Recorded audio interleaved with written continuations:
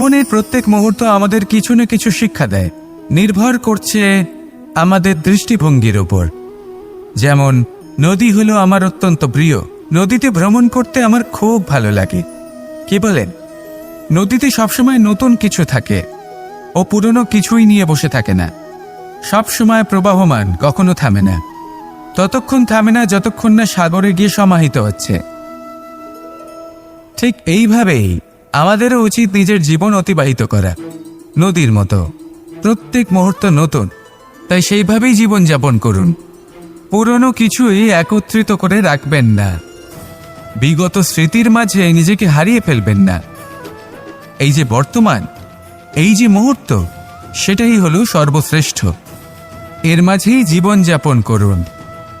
নদীর মতো প্রবাহমান হতে শিখুন। আপনি শিখে গেলে তাহলে মনে রাখবেন, আমার আপনার মাঝে বিচরণ করতে বড়ই ভালো লাগবে। যে ব্যক্তি আনন্দের সাথে জীবনের প্রত্যেকটা মুহূর্ত অতিবাহিত করে কোনো চিন্তা ছাড়াই প্রবাহমান হয়, কখনোই থামে না যতক্ষণ না মুক্তি লাভ করছেন, এমন ব্যক্তির মধ্যেই রাধাকৃষ্ণ বসবাস করেন।